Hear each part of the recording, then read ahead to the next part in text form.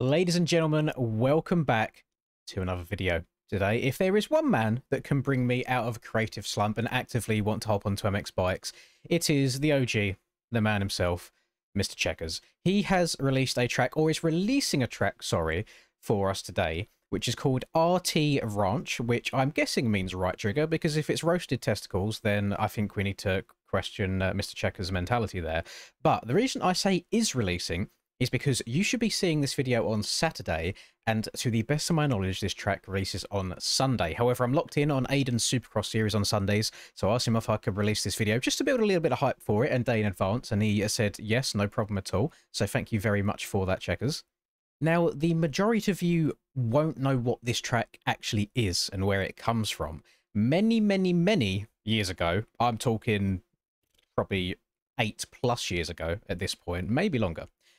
This track was originally born in MX Simulator, and in there it was just called Sand Race. Now, it never released to the public on MX Simulator. A handful of people used to play it, and I remember watching a Hunter Root video at one point of him riding it, and the track was purely just terrain and very basic decals. There was no models or anything. So to see it now fully come to life, not only reimagined, but polished and hopefully upgraded in MX bikes as well, makes me very happy.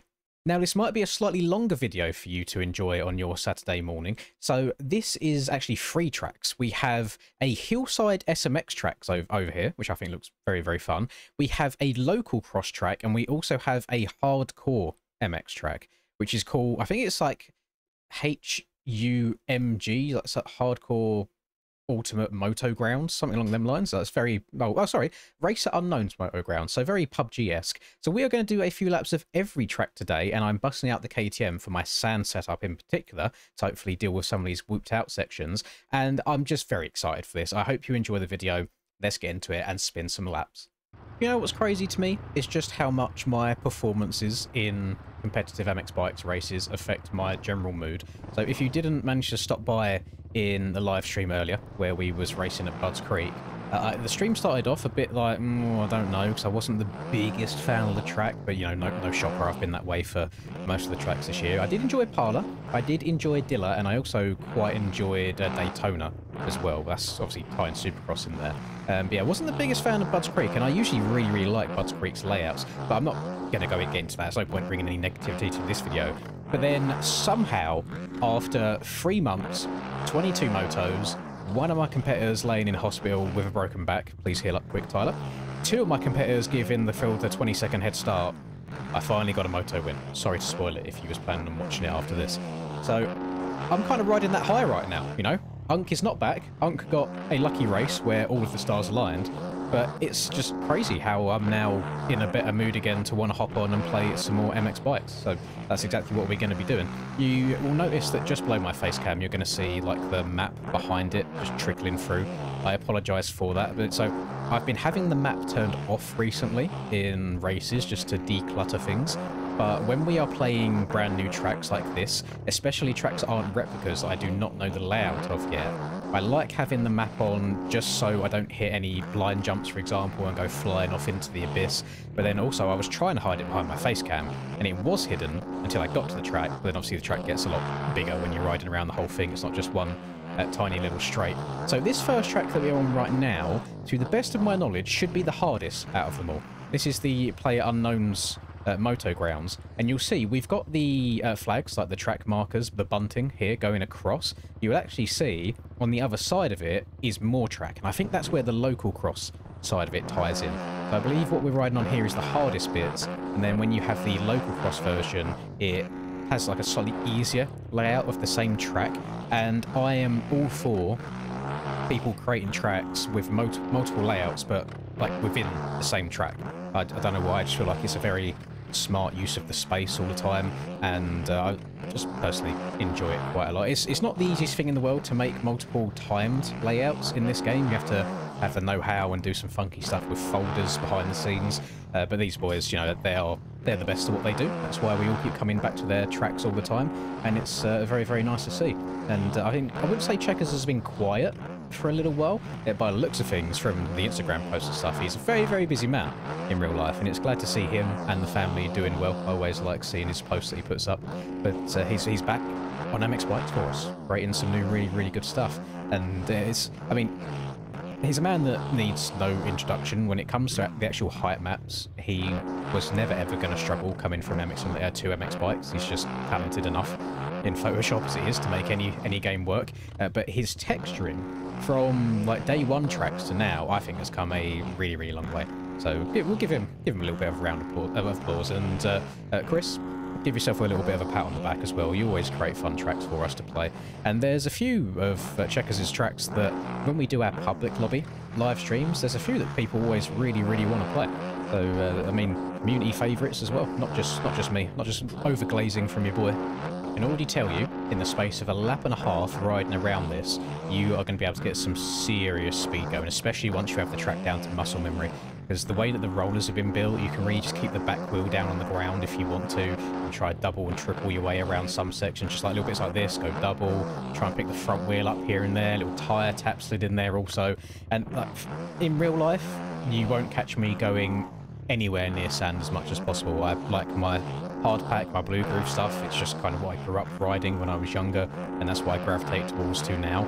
In game, could not be more different. Whilst I still do like slippery tracks because it makes me feel a bit nostalgic back in Beta 17, back in 2022 Supercross, in the Supercross Championship that I won. Mostly because everybody stopped playing the game because they didn't like how slippery the game was at that point. It brings back good memories of that, trying to be smooth on the throttle. But sand is a whole other demon. I love really whooped out sand tracks because they almost feel supercrossy in a way to me, in the way that you have to have rhythm, momentum, speed, violence, all that good stuff that Dr. Disrespect's into, other than the stuff behind the scenes. But you know, I just love it, and a really well done sand track. It just gives you so much freedom. You know, you can kind of move about wherever you want to, hop a bump here, skip out another one, kind of go from far left to far right on the track, searching for smooth lines.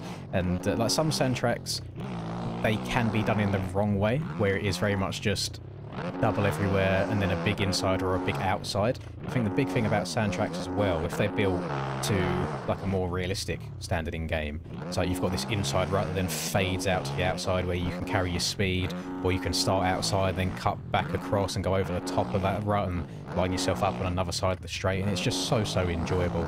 And I do feel sorry for the gamers that do not quite have the skill yet to be able to route some sand tracks, but there's so many good ones out there, especially like free ones as well, to I guess wet your whistle a little bit, get you into the sand track hype.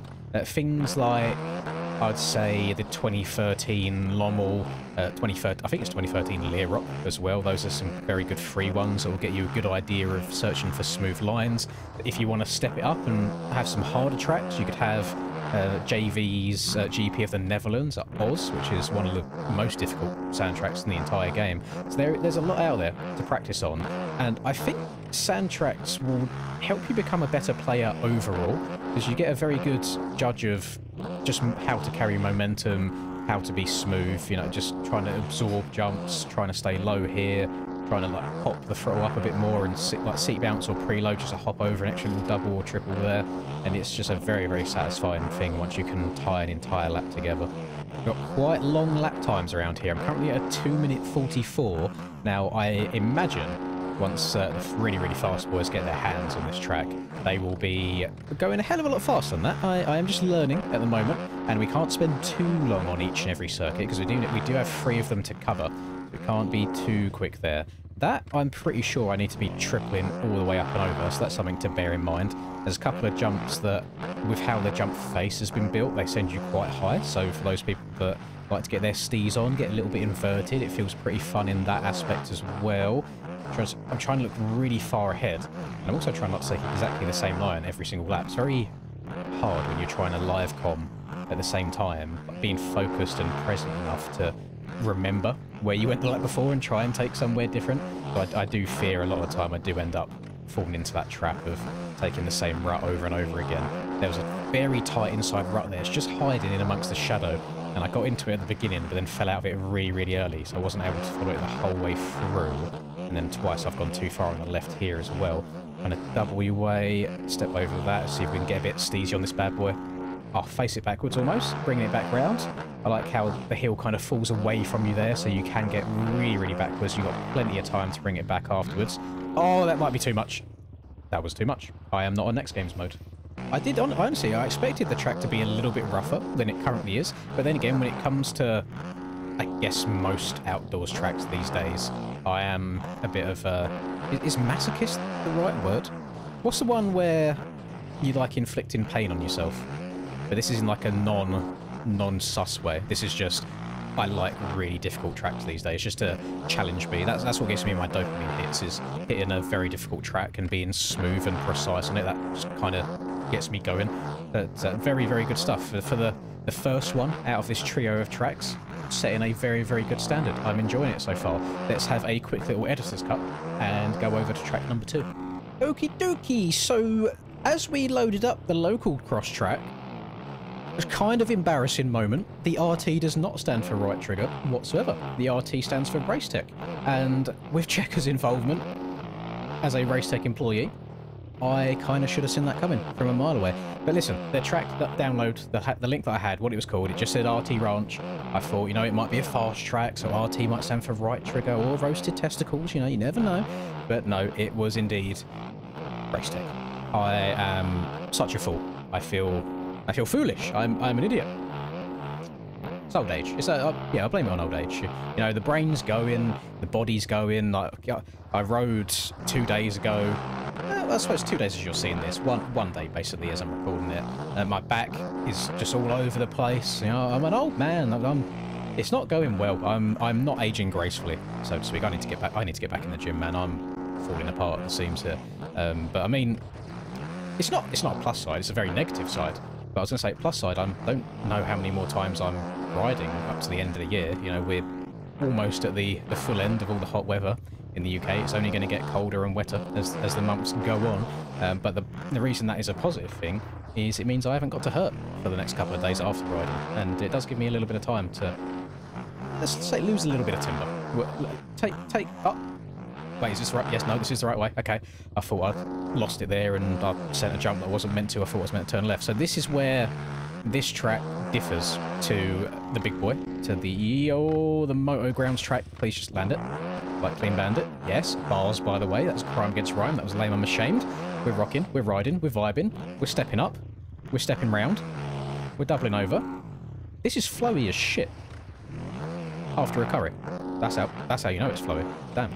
So it does share some of the same bits as the big one, but we basically knew that anyway from riding around on the first one and seeing where the track markers were all laid out. And as I said, I do not mind that, but it does feel like it's different enough to where it doesn't feel super samey. It's not like it's the exact copy, but there's just like one extra little section pegged out that you have to do. There is multiple parts of the track where it crosses over. You hit entirely new sections that you didn't hit before on the big boy, and it does seem, on first impressions, to be, I wouldn't say loads easier than the other one.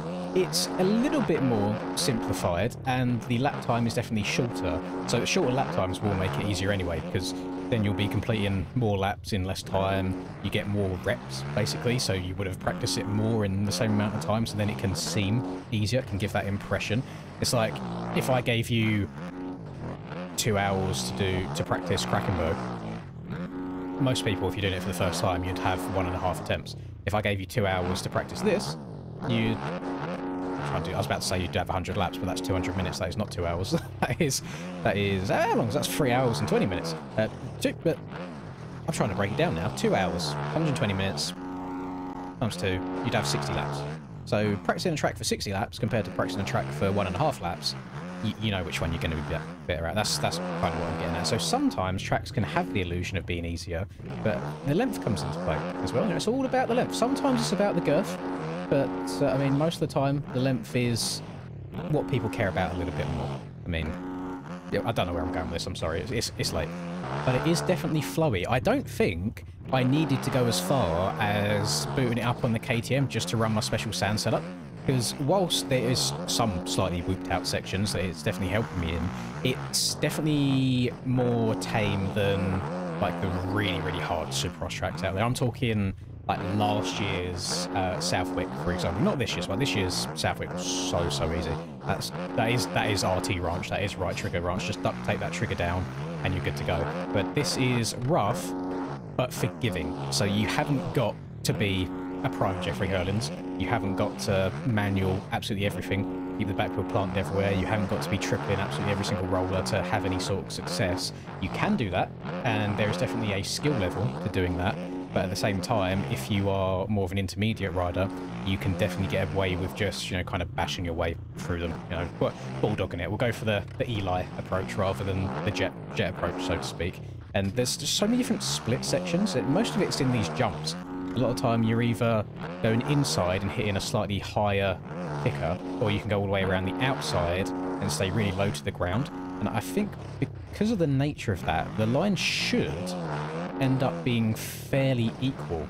There's just little things like there's just a tiny little double there of braking bumps going into the outside. It just adds that little extra bit of flow. You could have just made it so it was just a downhill and then just a corner, but just adding these extra braking bumps all over the place, it just makes you feel more involved. And even though it's really easy to do, like I just doubled down there by accelerating, there's no rider input or anything that I've done there special, it makes you feel like you're better at the game. It makes you feel like you're doing something, and I guess that's the magic of a well-made track, is it makes you feel good about playing it rather than feeling like you're being I'm trying to think of a good comparison, a funny comparison to make in the moment. Doesn't make you feel like you're being taken advantage of. We'll leave it at that. So track 1, we was looking at about 2 minutes 40. Track 2, we are looking at just under 2 minutes. And then I think the SMX track is going to be even shorter than that. So again, with the power of editing, we will go over to the 3rd and final track to round out this video. I'm kind of debating here. Do I want to run a sand setup? I mean, it's SMX. I don't know if it's going to be a sand soil type. What if I go for like a Chase suspension? Since, you know, Chase is just the best in the world apparently, after he can rock up to Ariel and just win on a Suzuki and out-qualify everyone on a Suzuki. Is this... Oh no, so it is sand traction. Okay, good to know. But then it's not like fully... It's not whooped out like a normal sand track, so that sand suspension probably would have hindered me, whereas this one is just like a generic outdoors suspension. It's not built for like Supercross or anything, but with how this track's built, it doesn't look like I should need a very Supercross intensive setup for preloading and stretching jumps. It looks much more on the outdoorsy kind of vibe, and already I'm flowing around this. This is lovely. Did I save the best till last? That's a very good question. And I say this on many tracks, by the way. If you can have the first lap or two without really crashing anywhere and you're just downsiding things perfectly, that usually is a pretty damn good testament to a lot of testing going into the track building process. Because Checkers himself has probably loaded this up, done a few laps, maybe if there's a triple and he's massively flat-earned it, he's made the triple bigger.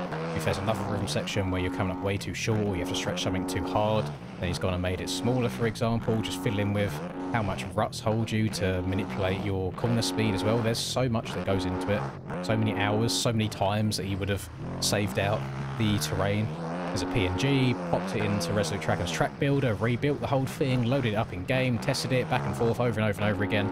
So there is a lot of time and a lot of passion that goes into making very high quality tracks in this game. And to anybody that has had the, let's say, misfortune of making a track before, I'm sure you can relate to that. It is certainly no easy feat. And I always feel like people should try at least once to make a track in this game, because I'm not excluding myself from this statement I'm about to make. People are very judgmental when it comes to tracks, and I have a very elitist mentality sometimes. I look at things, so like some of the tracks we've raced this year, I look at it from a racer's standpoint. A lot of tracks that have been released this year are amazing from like a 99% casual community POV, but it's like balancing the lines and making sure ruts aren't handlebar deep everywhere, and just having the right amount of roughness in the right places. This kind of all plays into it, and there's definitely two different kinds of tracks for me. There's fun factor tracks, like I'm having a lot of fun right now. I'm just flowing my way around. Can you step? You can probably step onto that, I reckon. I didn't really have much oomph there. There's fun factor tracks, and then there's, okay, serious race time, is it good for racing tracks? This for me is very much fun track combined with a bit of public lobby now and then, messing around with friends. Like, I'm not saying it would be bad for racing, but for the most part it feels like, you know, there's one fast way around it. It's kind of how Supercross/SMX tracks go, but it's still fun. You know, it doesn't take away from that fun factor at all for me. And the fact that he's made this out of sand, you don't get many Supercrossy style tracks with the sand traction, but it doesn't feel like it's hindering me at all. The only thing that you might struggle with sometimes is the front end tends to struggle to grip on tracks like this, so it won't necessarily just wash out from underneath you, but it won't grip and turn you as sharp as you would expect, so it does force you to slow down in a lot of the corners, which, if I don't know if that's an intentional thing or if it's just a case of, you know, the whole rest of the ranch is sand, so the SMX track may as well be as well, but even if it is in an unintentional way, it does a good job of slowing the overall pace down and making the track just a little bit more technical, which, again, I am a fan of. I also have to give props to some, like, realistic ruts as well. It's not just like you've got this 180 turn and there's 3 or 4 perfect 180 ruts. You know, you've got a main one in the middle that then drifts out wide. You can kind of cut slightly further underneath to hit the inside one, or if you have to go all the way around the outside, you can square it off and then go across both of them if you need to. And it's just, it feels a bit more immersive in that regards. It's not, like, it's like the track isn't perfect, as in, like, perfectly groomed, like perfect ruts for you to get cranked over at unrealistic lean angles and just get absolutely pinned, and I like it. That's all I can say. And it's something that I said very early on in Cheika's talent with building height maps. He's been at it for a very, very long time. The amount, like, most of this is all hand drawn in as well in Photoshop.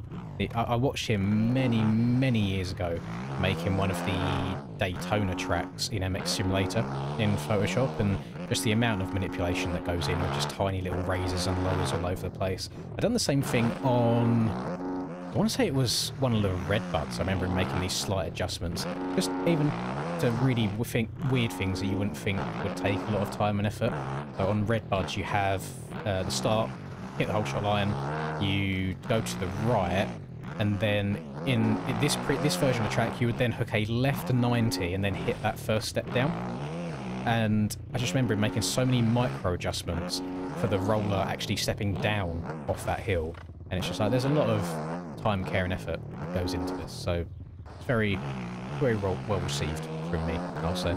Well, gamers, I think this video is probably already going on for quite long enough. Now, I'm aware I've only done 3, possibly 4 laps on each track, but that's kind of the fun of you guys getting to experience it all for yourselves as well and see what kind of lines you can find and see what works for you, what doesn't work, if you find any faster lines than I was able to do so. And overall, just a really solid, I'm going to say the word compound, I know it's called ranch, but anything with more than one track, I always just like to use the word compound, maybe facility from time to time, depends how professional it feels, but very good, job well done. Again, if you missed it at the beginning of the video, this track is due to release on Sunday.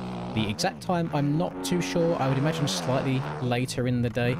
But keep an eye out for it if you like what you see and you want to give it a go yourself. And I can't promise this because it hasn't been finalised and the codes haven't been generated yet, but there is a chance if you stop by my live stream on Friday for the first round of the SMX series for Aerial, there might be a handful of codes for getting this place for free.